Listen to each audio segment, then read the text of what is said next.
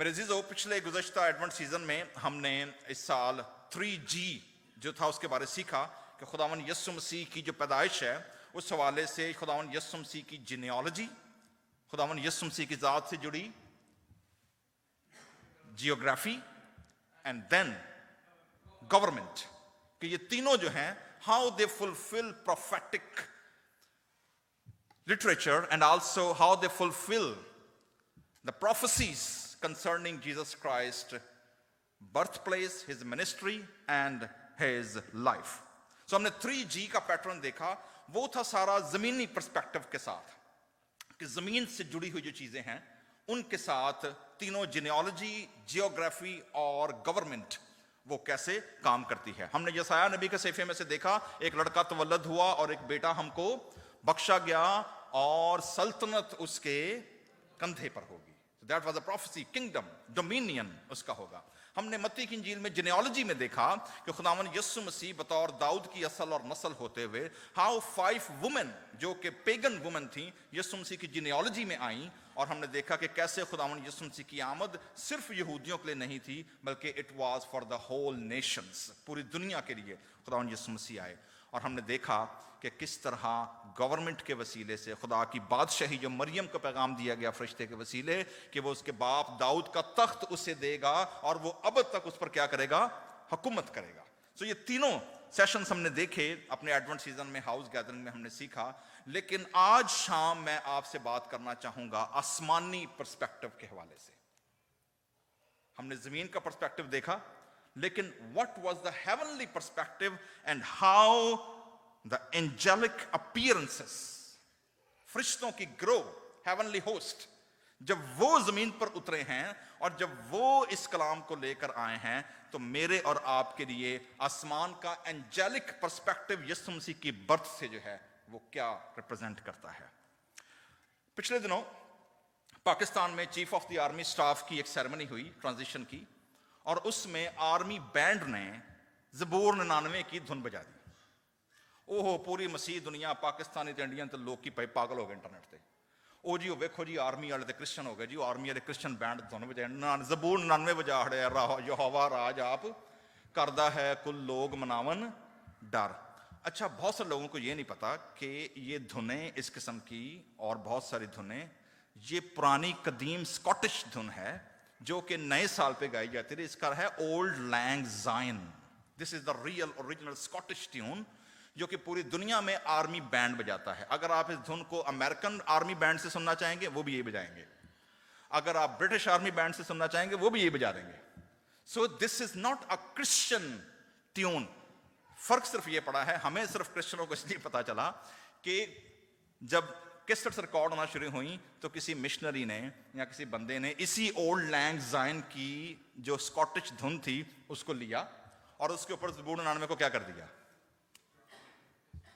Adaptation कर ली, और यूं वो धुन किसकी बन गई, और हम समझे कि यह धुन क्रिश्चियन है और पूरा पाकिस्तान दी आर्मी की हो गई है, वो क्रिश्चियन हो गई है। तो ऐसा नहीं है, ये धुन अडॉप्ट की गई है स्कॉटिश धुन से। तो army band, why I am relating with this one, army सिर्फ जंगे नहीं लड़ती, आर्मी के अंदर पूरा एक सेशन होता है जो सिर्फ और सिर्फ क्या करता है, दे प्ले म्यूजिक। वो लोगों को भारने के लिए, लोगों के वलवले को, आर्मी के जोश को, ड्रम बीट्स बजती हैं, आर्मी वॉर ड्रम बीट्स होती हैं, वॉर ट्यून्स होती हैं, वॉर मेलोडीज होती हैं जो कि आर्मी बैंड बजाते हैं। आज की शाम यीशु मसीह की पैदाइश से जुड़े जो हेवनली होस्ट, आसमानी लश्कर जब नीचे उतरा है, दे वर द हेवनली बैंड जिनकी जिम्मेदारी थी कि वो जमीन पर इतनी बड़ी खुशी की खबर को क्या करें, वो रिलीज करें।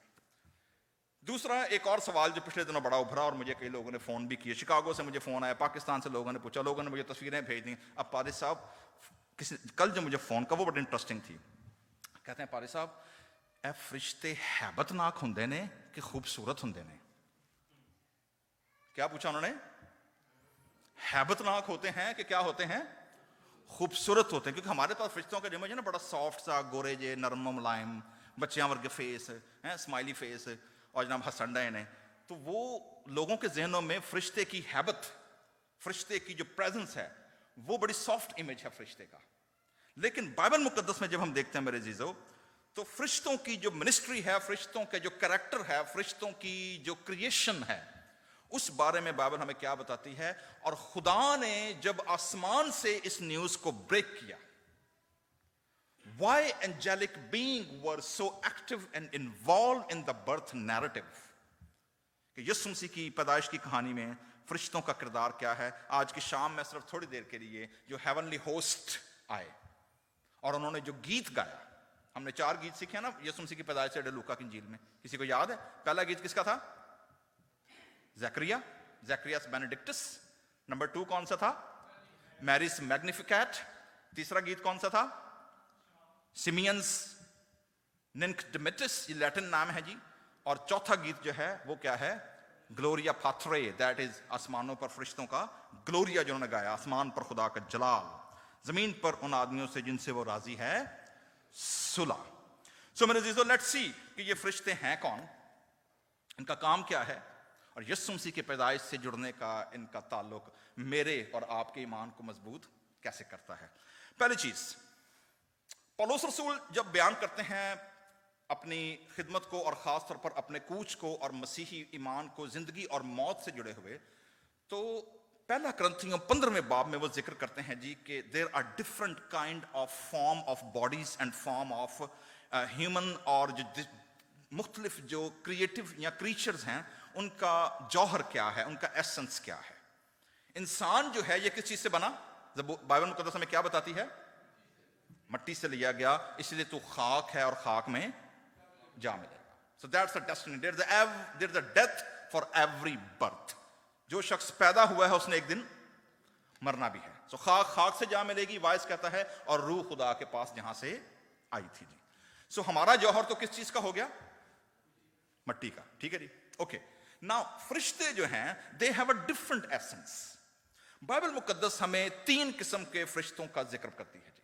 नंबर 1, पहली जो काइंड है जिसका हमें जिक्र मिलता है पैदाइश की किताब से, अगर मैं क्रोनोलॉजिकली शुरू करूं तो बागे अदन पर जिन फरिश्तों का पैरा लगाया गया था, किसी को टाइटल याद है वो कौन थे? सेराफीम। तो जो वर्ड सेराफ है, इट्स अ हिब्रू वर्ड, और जहां पर इब्रानी में फीम या मीम लग जाएगा it's a plural. So seraph means fire. इब्रानी में सराफ किसको कहते हैं? फायर, आग से बने हुए। सो फरिश्तों की जो सराफीम का जो कॉम्बिनेशन है, जो एसेंस है, they have been created through which what? Fire. ये कौन है? ये सराफीम है, ठीक है, इनका नाम है, इनका टाइटल है, क्या है, कौन सा टाइटल है इनका? सराफ या सराफीम, ठीक है। यही फरिश्तों को जिनकी ड्यूटी गार्ड लगा दिया गार्डन ऑफ ईडन के ऊपर, इन्हीं फरिश्तों की एक और किस्म को यसाया अपने विजन में देखता है 6ठे बाब में, जब वो कहता है कि जब वो खुदा उनके तख्त को देखता है, यसाया 6ठे बाब में वो कहता है जी, फिर सराफीम में से एक ने उड़ता हुआ वो गया और मज़बा पर से क्या उठाया उसने? कोयला उठाकर उसने मेरे होंठों को छुआ। और वो बयान करता है कि सराफीम के 6 पर हैं। 2 से वो क्या करते हैं?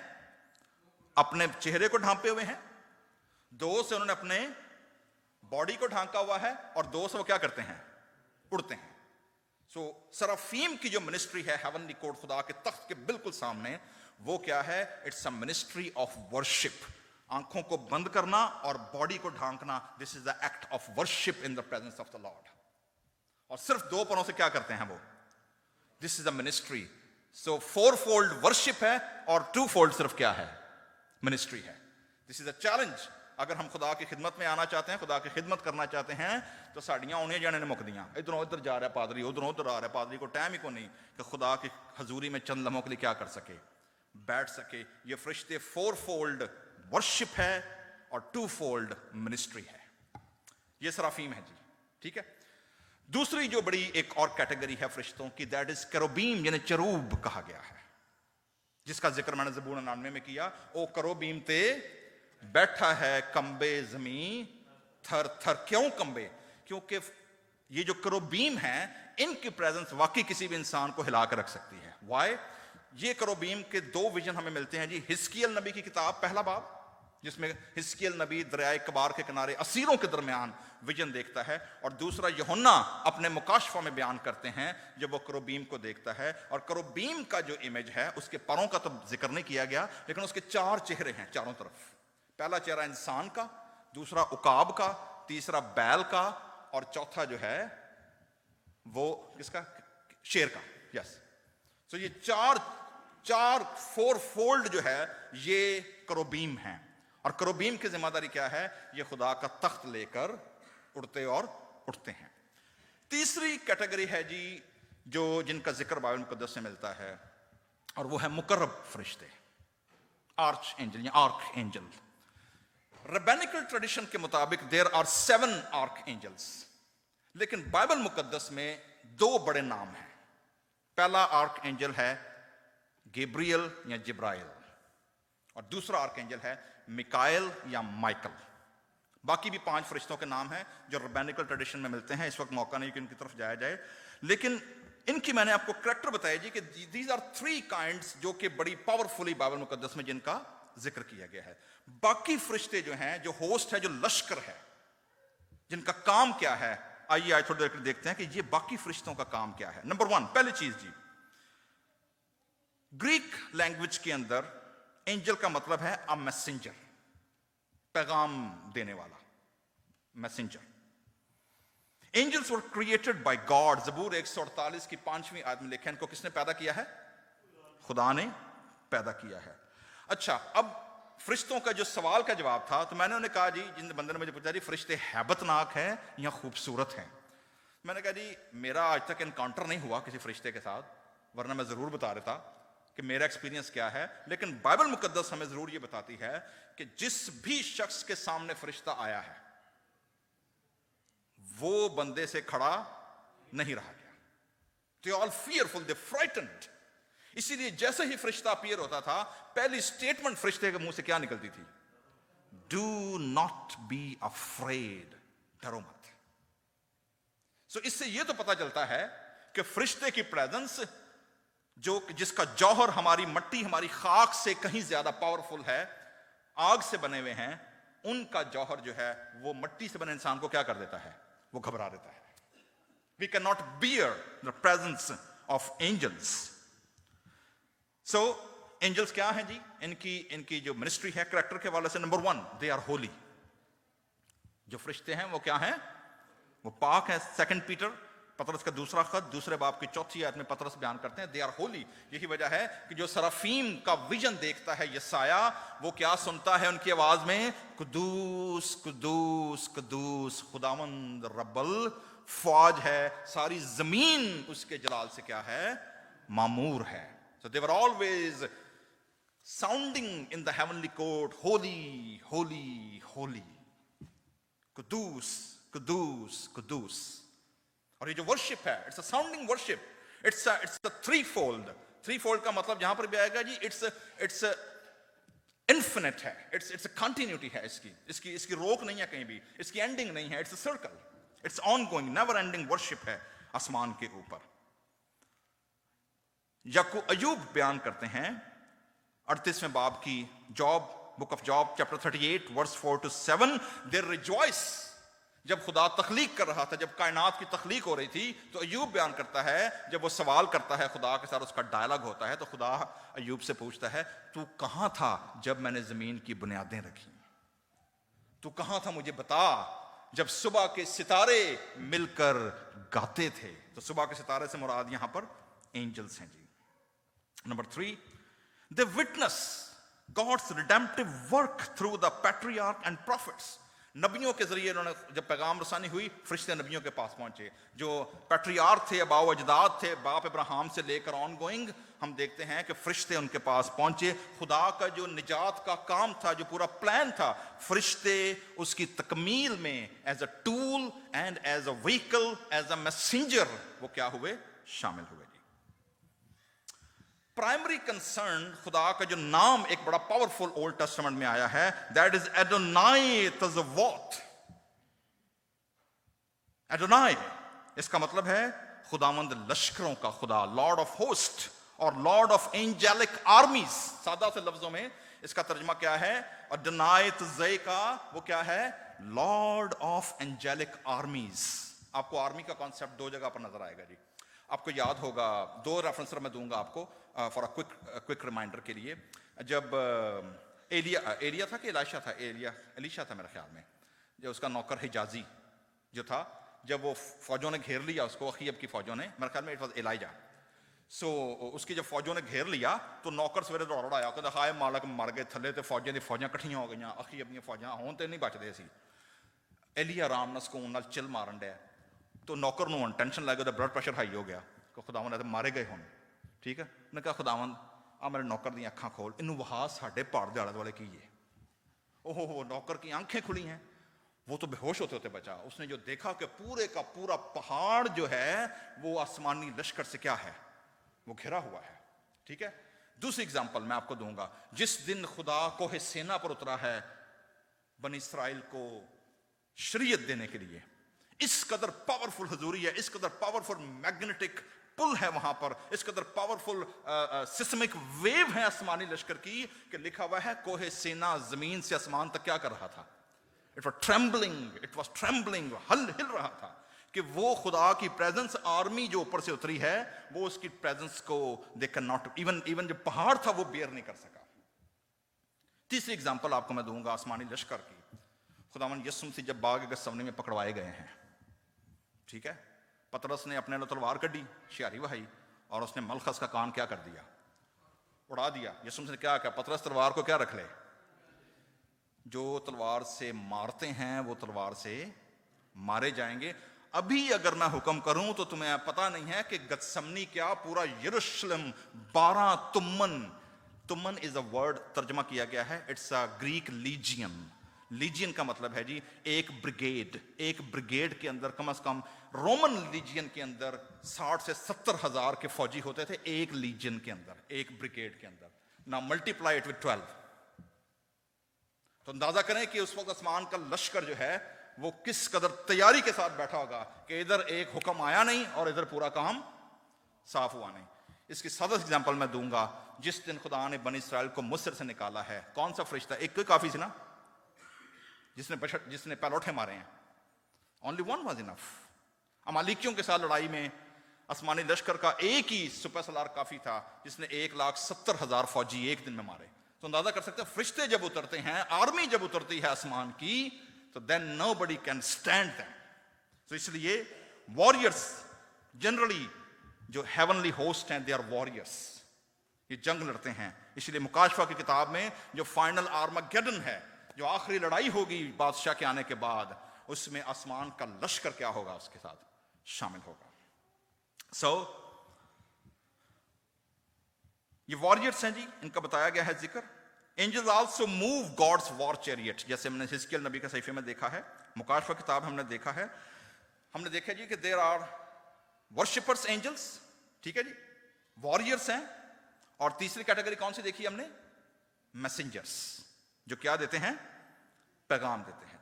अब क्रिसमस के हवाले से जिस फरिश्ते को हम एक्टिवली देखते हैं, जिसकी ड्यूटी असाइन हुई है, उसमें उस फरिश्ते का नाम क्या है जी?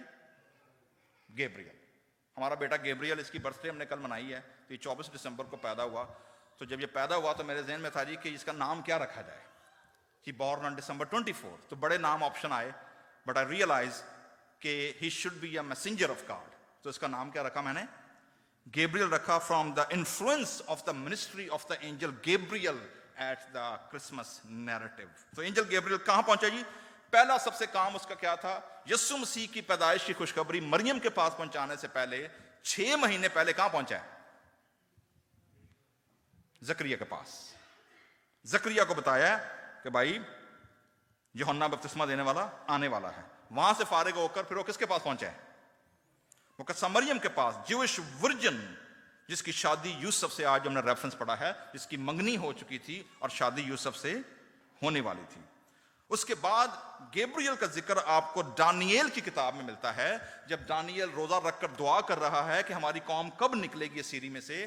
तो आसमान का जो लश्कर था, वहां पर जो मुखालिफ फौजें थी, इब्लीसी लश्कर था, उन्होंने गैब्रियल का रास्ता क्या कर दिया? रोक दिया। वो रुका रहा 21 दिन तक।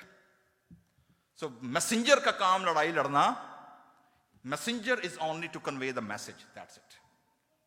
सो जब तक माइकल ऊपर से नहीं आया, जो कि फौजों का सरदार है, उसने रास्ता साफ किया, and then Gabriel came down. ये दानियल की किताब 8वें बाब में आपको इसका जिक्र मिलेगा जी, और 9वें बाब में। ज्यूइश ट्रेडिशन के मुताबिक मैंने जैसे बताया कि देयर आर 7 आर्क एंजल्स, लेकिन सिर्फ गैब्रियल और माइकल का नाम दर्ज है। इवन इसका एक और रेफरेंस है, वो है यहूदा का खत। अगर आप देखेंगे पहले बाब की 9वीं आयत में गैब्रियल फरिश्ते की डायलॉग का जिक्र है अबलीस के साथ मूसा की लाश के ऊपर। लिखा है जी कि जब गैब्रियल मूसा की लाश को दफना रहा था, छुपा रहा था फिजिकल आई से, तो शैतान उसे लेने के लिए आ गया। तो उन दोनों के दरमियान क्या हुआ है? मुकालमा हुआ, डायलॉग हुए हैं। यहूदा के खत पहले बाब की 9वीं आयत में लिखा हुआ है, और लिखा है कि गैब्रियल ने, जिब्राइल ने अबलीस पर लानत नहीं की। तो कई पादे सुनने वो एवं गाना कढ़ी होंगे अबलीस नु भी, ते बदरुआ नु भी, ते मार अमल लोकां नु भी। इवन मैसेंजर का काम लड़ना नहीं है, इसका काम सिर्फ पैगाम देना है जी। तो ये तो हो गया जी एंजल गैब्रियल। अब जो लश्कर जमीन पर उतरा है, heavenly host, these were the army band, जो आसमान से कहां उतरा है? नीचे उतरा है। Generally army band always travel with the army when they are going for a fight. Mostly फरिश्तों का लश्कर जब भी जमीन पर उतरा है, they came down to fight on behalf of God's people. ये पहला मौका है बाइबल नैरेटिव के अंदर, बाइबली तारीख में, पैदाइश की किताब से लेकर मत्ती की इंजील, लूका की इंजील तक, आप पूरे रेफरेंस पढ़कर देख लें, कहीं भी आपको आसमानी लश्कर का जब जिक्र मिलेगा, they always came down to fight in the enemy's territory. ये पहला मौका है, आसमान का पूरा लश्कर उतरा है, but this time they are not to fight. ये पहला मौका है जब वो जमीन पर ये कहने के लिए आए हैं कि खुदा ने जमीन से सुलह का क्या कर दिया है? ऐलान कर दिया है। और ये ऐलान खुदा ने कमजोरी में नहीं किया, इट्स अ वॉलंटियर। खुदा ने अपना तख्त, अपनी हैबत, अपना जलाल, अपनी ग्लोरी, अपनी पाकीज़गी खुदा ने छोड़ी है। खुदा ने अपना प्योर कल्चर क्रॉस किया है, और इम्प्योर कल्चर में क्या हुआ है? वो नीचे उतरा है। उसने अपने आप को खाली कर दिया है, और उसके पीछे जो मोटिव है, उसके पीछे जो पर्पस है, that is agape divine love. खुदा की अनसैक्रिफिशियल, अनकंडीशनल मोहब्बत है जो उसने दुनिया से की है। और उस मोहब्बत का इजहार खुदा ने कैसे किया है? ही सैक्रिफाइस हिमसेल्फ। पौलुस कहता है कि वो गुनाह बन गया जो गुनाह से वाकिफ ना था, अपने आप को खाली कर दिया उसने। सो ये जो लश्कर उतरा है, ना सिर्फ ये शेपर्ड के पास, मैं अभी इसको जो वाइंड अप करूंगा शेपर्ड का जिक्र करूंगा, लेकिन आप देखेंगे कि अननोन एंजल के जिक्र हैं जो 2 बंदों तक और पहुंचे हैं। एक फरिश्ता जिसका नाम नहीं दिया गया, लेकिन वो ख्वाब में यूसुफ के पास पहुंचा है, और यूसुफ को कहा है कि अपनी बीवी मरियम को अपने हाथ ले आने से ना डर, क्योंकि everything what is happening, her pregnancy से लेकर जो कुछ हो रहा है, it is by the divine decree, it is by the divine plan. और यूं वो रास्तबाज शख्स मरियम को बदनाम करना नहीं चाहता था, और वो उसे अपने घर ले आया। तो जो हेवनली होस्ट है जी, इनका पैगाम क्या है? आलमे बाला पर खुदा की Tamjeed, that is what the primary purpose in the haven. लेकिन जमीन पर जब भी उतरेंगे, उनको पता है कि थले की लाना लोगों का, उन्होंने फैंटी लानी है। फरिश्ते जब भी नीचे, आर्मी जब भी उतरेगी, उनको पता नीचे क्या काम करना है। बट दिस टाइम मुझे लगता है दे वर आल्सो सरप्राइज, जब उनको असाइन तो किया गया नीचे जाना है, मगर जिस काम के लिए जाना है, दे वर आल्सो एस्टोनिश्ड। अच्छा, ये काम होने वाला है, ये काम करने जाना है। Glory to God in the highest heaven. Highest heaven यहां पर जिक्र नहीं किया गया, लेकिन रब्बानिक ट्रेडिशन ये कहता है जी 7 आसमान है। 7वें आसमान पर खुदा का तख्त है। पौलुस रसूल अपनी रोया में बयान करते हैं कि वो सिर्फ 3रे आसमान तक पहुंचे हैं, और वो कहते हैं कि मैंने जो बातें सुनी और देखी हैं, अगर मैं उनका बयान करूं तो लोग थल्ले में नूंजी कत्ल कर दें। लोग they can not bear the witness of the 3rd heaven. 7वें आसमान की गल ही छड़ दो। सो हाईएस्ट हेवन, और जमीन पर जो लोअर प्लेस है, जो डार्कनेस है, जो रिजेक्टेड है, जहां गुनाह है, गंदगी है, बलवा है, खून है, जहां पर खुदा की हजूरी, इम्प्योरिटी खुदा बेयर नहीं कर सकता, God is entering into that land, और खुदा वहां लोगों से अपना रिश्ता बनाने वाला है। सो मेरे जीजो, व्हाई द एंजल सिंग, क्यों गाया उन्होंने? जैसा मैंने शुरू में अर्ज किया है, चीफ ऑफ द आर्मी की ट्रांजिशन में, क्योंकि that was the peaceful transition, एक चीफ जा रहा है और दूसरा चीफ आ रहा है। तो आर्मी जो है वो वहां पर है अपनी वर्दी में, है अपने हथियारों के साथ, लेकिन पर्पस टोटली क्या हो गया है? चेंज हो गया है। ठीक है, और ट्रांजिशन हो रही है, नया army chief of the staff आ रहा है। Heavenly hosts were singing because there is a message of peace, not war.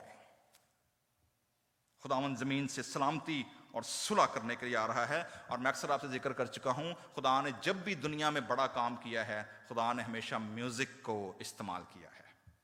चाहे वो क्रिएशन स्टोरी हो, चाहे वो बहरा कुलजम से निकलना हो, चाहे दाऊद का तख्त को यरूशलेम में लाना हो, और चाहे यीशु मसीह की पैदाइश की खुशखबरी सुनानी हो, या फिर आखिर में जब रेवलेशन में हम आसमान पर पहुंचेंगे, तो there is always a worship and music going on. So musicians have a special task. Artists have a special assignment to convey, to communicate God's message. Shepherds, why shepherds? सिर्फ आप देखेंगे कंक्लूडिंग रिमार्क्स में मैं देना चाहूंगा जी, ये जो यीशु मसीह की पैदाइश है, इसमें आप देखेंगे कि खुदा ने जब कम्युनिकेट किया है दुनिया के साथ, खुदा ने एवरी मीन्स यूज किया है जो दुनिया के लोग समझ सकते थे। कैसे? दो एग्जाम्पल सिर्फ, जो मैं पिछले दिन जिक्र भी कर चुका हूं। नंबर 1, मजूसियों के पास प्रोफेटिक वॉइस नहीं थी, ना उनके पास नबियों का कलाम था। दे वर पेगन्स, लेकिन they have a knowledge and understanding of the silence stars, of voiceless stars. उन्होंने सितारों का इल्म देखा, and God communicate to them the language which they understand. जबकि यहूदियों के पास नबियों की आवाजें थी, नबियों का कलाम था, लेगेसी थी, शरीयत थी, उनको ये खुदा ने नबियों की जुबानी बोला। इसीलिए हम इब्रानियों का खत का मुसन्नफ कहता है कि खुदा ने इब्तिदा में अगले जमाने में हमसे तरह बतरह और हिस्सा ब हिस्सा क्या किया? कलाम किया। लेकिन इस जमाने के आखिर में खुदा ने हमसे अपने बेटे की मार्फत कलाम किया, कलाम मुजस्सम हो गया। मेरे जीजो, एंजल्स शेपर्ड के पास इसलिए पहुंचे हैं कि शेपर्ड्स, मैं बता चुका हूं कि they were the lowest and the least of the society. तो खुदा ने हर किस्म के लोगों को एंगेज किया है, किंग मेकर्स, मैगाई से लेकर, मजूसियों से लेकर जो बादशाह बनाते थे, उनसे लेकर शेपर्ड जिनको गवाही तक कोर्ट में मानी नहीं जाती थी, खुदा ने उनसे क्या किया है? कलाम किया है। मुकद्दसा मरियम का गीत ये बयान करता है कि यीशु मसीह की आमद जो है, it's a challenge to status quo. यीशु मसीह की आमद टर्निंग टेबल करने वाली आमद है। जो हुकूमत करने वाले थे उनको नीचे गिरा दिया, और जो कमजोर थे उनको क्या बना दिया? उनको ताकतवर बना दिया। This is the purpose of Christmas. एक तरफ रद्द किए हुए रिजेक्टेड लोग, और दूसरी तरफ इंतहाई पावरफुल लोग। जो अमीर तरीन लोग थे उनको गरीब कर दिया, और जो गुर्बत में डूबे हुए थे उनको क्या बना दिया? उनको शहजादों के साथ बिठा दिया। This is what Christmas do, and this is the continuity of the Christmas. This is the task of the Christmas. खुदावन यीशु मसीह जब जमीन पर उतरे हैं, सुलह का पैगाम लेकर उतरे हैं। पौलुस रसूल कहते हैं, जो मेल मिलाप खुदा ने जमीन से कर लिया, उसी मेल मिलाप की खिदमत खुदा ने किसको दी है? कलीसिया को दी है, कि हम दुनिया से क्या रखें? मेल मिलाप रखें। वो जो पाक था, वो जो होली था, वो अनहोली डोमेन में उतरा। वो जिसके तख्त तक रसाई मुमकिन नहीं थी, वो इंसानों के दरमियान इंसान बनकर उतर आया। तो हमें ये चैलेंज दिया गया है कि वो एक बच्चे की हालत में जब उतरा, डिपेंडेंसी की हालत में उतरा, तो खुदा पर जो लोग भरोसा करते हैं, जो खुदा के मुंतजर रहते हैं, they always have a hope. और खुदा हमेशा उनके बिहाफ पर क्या करता है? काम करता है। आप नैरेटिव स्टोरी देख लें, किस कदर ऑड्स हैं, किस कदर ऑड्स हैं। पहली बात, ऑड, बूढ़ी औरत और बिल्कुल कुंवारी औरत दोनों से बच्चे का पैदा होना, ह्यूमनली अनएक्सपेक्टेड। नंबर 2, 2 साल के बच्चे कत्ल करवा दिए, अनएक्सपेक्टेड, वहां से बचाया। एग्जाइल में इमिग्रेंट बनकर रहा, वहां से वापस लाया। मतलब आप देखेंगे खुदावन यीशु मसीह की पूरी जिंदगी it always crossing borders, crossing cultures and tackling with the odds. आप अगर खुदा के मानने वाले हैं, आप खुदा पर भरोसा रखते हैं, तो याद रखिएगा ना सिर्फ ये कि खुदा आपके लिए रास्ते फराहम करेगा, सारे ऑड्स को क्रॉस करेगा, बल्कि आपकी बैक पर जो अनसीन वर्ल्ड है वो भी क्या कर रही है, they are working for you. पौलुस रसूल और पतरस हमें बताते हैं कि ये फरिश्ते जो हैं, क्या ये वो खिदमत गुजार रूहें नहीं जो निजात की मिरास पाने वालों की खिदमत के लिए क्या की जाती हैं, भेजी जाती हैं। आपके बिहाफ पर जिस तरह यीशु मसीह की पैदाइश पर आसमान का पूरा लश्कर मौजूद था गवाही देने के लिए, टेस्टिमनी देने के लिए, मेरे जीजो आपके बिहाफ पर भी खुदा के फरिश्ते क्या हैं, वो मौजूद हैं। ज़बूर नवीस याद दिलाता है खुदावन से डरने वालों के चौगिर्द उसका फरिश्ता खैमा जन रहता है। फरिश्ता यहोवा दा तंबू लगा के बचांदा है उन्होंने जो उस तो डर दे। सो क्रिसमस नैरेटिव मेरे और आपके लिए यकीन दहानी है, एश्योरेंस है कि ना सिर्फ यीशु मसीह जमीन पर उतरे, खुदा ने जमीन से सुलह का पैगाम बांधा, मेरे और आपके लिए खुदा ने पैगाम बांधा, फरिश्तों ने गीत गाया। This is a mandate for the musical celebration and carol singing. ना सिर्फ ये, खुदा ने क्रिएटिविटी को यूज किया, खुदा ने पोइट्री को यूज किया, खुदा ने साउंड को यूज किया अपने बहुत बड़ी खबर को ब्रेक करने के लिए आसमान से जमीन पर। मेरा और आपका टास्क ये है, we shall continue that legacy.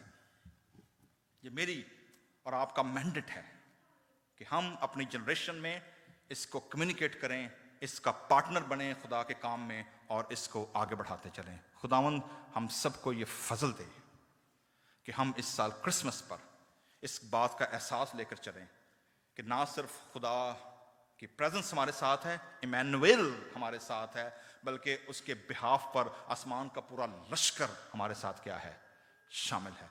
आइए इस खुशी और शादमानी की तरफ सरों को झुकाएं, अपनी आंखें बंद करेंगे।